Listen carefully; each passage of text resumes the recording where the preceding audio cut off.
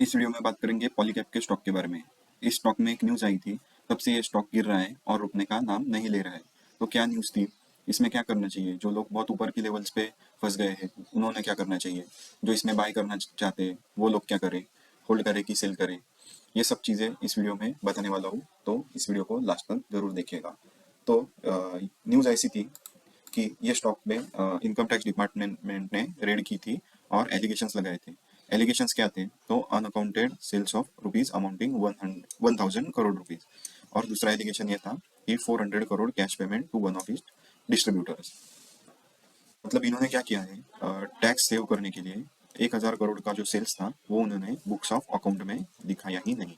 मतलब कि उन्होंने कुछ ऐसे प्रोडक्ट बनाए जिसको इन्होंने मेंशन नहीं किया बुक्स ऑफ अकाउंट में, और उनको ब्लैक में सेल्स किया इस कंपनी ने। तो ये एलिगेशन इन पे लगाया है। किसी भी कंपनी के लिए उनका जो सेल्स रहता है, कितना प्रोडक्शन हुआ, कितना सेल्स हुआ, वो सब चीज़ें अकाउंट में लिखनी पड़ती है। लेकिन टैक्स बचाने के लिए कुछ कंपनी ऐसी चीज़ें करती है।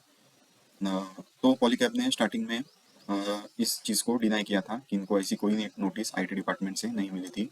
फिर आईटी डिपार्टमेंट ने डिक्लेयर किया है कि इन्होंने इनके 50 लोकेशंस पे रेड किया था, और उसके बाद ही ये नतीजा उन्होंने निकाला है। तो अभी इसका इफेक्ट क्या हो सकता है, तो वो समझाने के लिए सीधे आपको लेके चलता हूँ इसके बैलेंस शीट पे। तो यहाँ पर 2022 और 2023 2 सालों का डेटा निकला हुआ है। तो देखेंगे इसका रेवेन्यू कितना है। तो 22 में इनका रेवेन्यू 12,000 करोड़ था, अभी 23 में इनका रेवेन्यू 14,000 करोड़ है। इनका नेट प्रॉफिट 22 में 845 करोड़ था, इस साल इनका प्रॉफिट 1300 करोड़ के आसपास है। नेट प्रॉफिट मार्जिन कितना है? 14% इनका नेट प्रॉफिट मार्जिन है। अर्निंग पर शेयर 84, जो कि बहुत ही गुड नंबर है।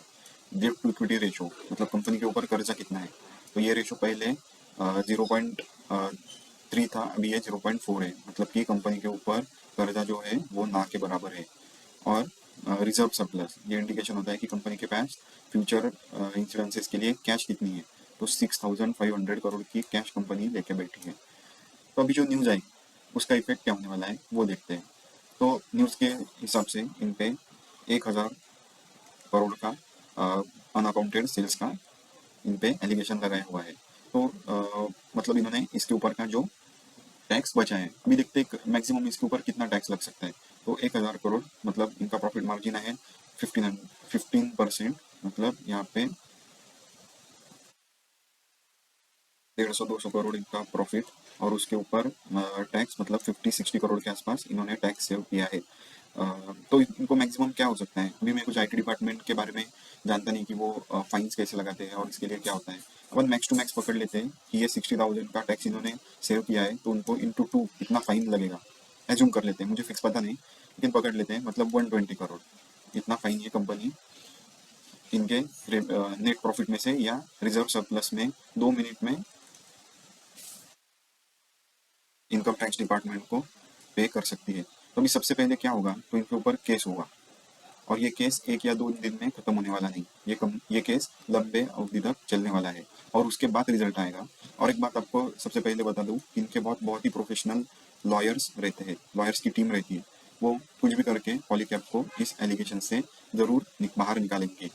तो रही बात कंपनी के सेल्स की, तो सेल्स में क्या होगा? अभी जो कंज्यूमर है इनका, ये कंपनी वायर्स बनाती है और कुछ इलेक्ट्रिकल कंपोनेंट्स। तो बहुत ही अच्छा ब्रांड है, क्वालिटी भी इनकी बहुत अच्छी रहती है। हमने देखा भी होता है इलेक्ट्रिकल शॉप्स में और घरों में स्विच बोर्ड्स वगैरह इनके बहुत अच्छे रहते हैं। तो जिसको घर में इनके वायर्स और फिटिंग्स लगवाने हैं, उसको कुछ फ़र्क पड़ता है क्या कि कंपनी की क्यों क्या न्यूज़ आई है? तो उसको कुछ फ़र्क नहीं पड़ता। उसको पॉलीकैब के स्विचेस और वायर्स घर में लगाने हैं, तो वो लगाएगा। तो मुझे नहीं लगता कि कंपनी के सेल्स में इसके इसके ये न्यूज़ के बाद कुछ फ़र्क आएगा। तो उनके फाइनेंशियल्स पे कुछ फ़र्क पड़ेगा क्या? तो इतने स्ट्रॉन्ग फाइनेंशियल्स हैं, तो उस पे कुछ ज़्यादा फ़र्क, बहुत कुछ परसेंट में फ़र्क पड़ेगा, लेकिन ज़्यादा कुछ नहीं। एक एक धोखा मुझे यहाँ पर क्या लगता है कि ये कंपनी की डी रेटिंग हो सकती है। डी रेटिंग मतलब सभी कंपनीज के स्टॉक्स की एक रेटिंग होती है। अगर वो रेटिंग वहाँ से फिसल गई, तो कुछ म्यूचुअल फंड्स और एफ रहते हैं, फॉरेन इंस्टीट्यूशनल इन्वेस्टर, तो वो उनके कुछ रूल्स होते हैं कि वो ये रेटिंग के कंपनी में ही शेयर्स बाय करेंगे। और अगर इसका रेटिंग कम हो गया, तो वो सब वहाँ से अपने स्टॉक सेल करके निकलने लगेंगे, और आउटफ्लो बहुत बढ़ेगा, और फिर से ये स्टॉक गिरने के चांसेस वहाँ से बढ़ सकते हैं। अभी इसका टेक्निकल एनालिसिस देखेंगे। Technical analysis, daily candle frame पे देखते हैं कहाँ से गिरना चालू हुआ था। तो जब गिरना चालू हुआ तब इसकी प्राइस थी कुछ 5,800 के आसपास, और फिर 2 ही दिन में इतना गिरा, और कल की इसकी क्लोजिंग प्राइस कुछ 3,800 के आसपास थी। मतलब 2 ही दिनों ने इसने 35% करेक्शन दे दिया है। अभी इसका सपोर्ट कहाँ पे है वो देखेंगे। तो सबसे पहला सपोर्ट इसका यहाँ पर है, ये यहाँ पर 3,500 के आसपास। और जब ये गिरता है कुछ न्यूज़ की वजह से तो सपोर्ट पे रुकेगा ही ऐसा नहीं, तो यहाँ से वो नीचे भी जा सकता है, और उसका नेक्स्ट सपोर्ट है 2,800 के आसपास। अगर यहाँ से भी नीचे जाने के चांसेस बहुत कम है, क्योंकि कंपनी, ये कंपनी इतनी अच्छी है तो ये कुछ जीरो होने वाली नहीं है। जिन लोगों ने खरीदा था ये स्टॉक बहुत ऊपर के लेवल पे, और जो लोग न्यूज़ देखते हैं तो उनको पता चल गया होगा, तो बहुत सारे लोगों ने यहाँ पर जब न्यूज़ आई तब इसको एग्जिट कर लिया होगा। अभी कुछ लोग हैं जो हमेशा न्यूज़ की तरफ ध्यान नहीं देते, तो वो इसमें फंस गए होंगे। तो अभी क्या होगा, तो ये केस उसका कोर्ट में चलेगा, ये स्टॉक गिरेगा गिरेगा। मुझे लगता है कि ये जो लेवल है यहाँ पर ये कुछ दिनों तक ऐसे कंसोलिडेट होते रहेगा जब तक ये केस नहीं चलती, और फिर से जब भी कुछ पॉजिटिव न्यूज़ आएगी इसमें तो यहाँ से ये धीरे धीरे धीरे ऐसे ऊपर जाएगा। तो यहाँ पे जो कोई भी ऊपर की लेवल पे फंस गए हैं तो उनके उन्हें वेट करना चाहिए। अभी अभी एग्जिट कर लोगे तो बहुत ज़्यादा लॉस होगा, तो थोड़ी देर वेट करो, फिर अच्छे प्राइस पे आते ही यहाँ पे आप एग्जिट ले सकते हो। और जो इन्वेस्ट करना चाहते हैं नए से, तो पहले से ही ये स्टॉक आपको 35 से 40% डिस्काउंट में मिल रहा है अभी के तारीख में। तो हमने देखा है कंपनी के फाइनेंशियल्स भी अच्छे हैं, तो इसमें बाय करने की अच्छी अपॉर्चुनिटी मिलने वाली है। लेकिन कब बाय करो, अभी जो बहुत जोर से गिर रहा है तो वहाँ कहाँ तक जाके रुकेगा हमको पता नहीं। एक बार ये रुक जाएगा, थोड़ा कंसोलिडेट होगा, तब हमको इसमें बाय करना चाहिए, क्योंकि ये कंपनी बहुत ही अच्छी, फंडामेंटल्स बहुत ही अच्छे हैं। इस वीडियो में फंडामेंटल और टेक्निकल दोनों पे एनालिसिस करके बताया, और क्या होना चाहिए, स्ट्रैटेजी कैसी होनी चाहिए, ये आपको बताएं। ये वीडियो अगेन बता रहा हूँ, मैं कोई सेबी रजिस्टर्ड एनालिस्ट नहीं हूँ। ये वीडियो सिर्फ एजुकेशनल पर्पज़ के लिए बनाया गया है, और उसमें कोई भी बाय और सेल की राय नहीं दी गई है।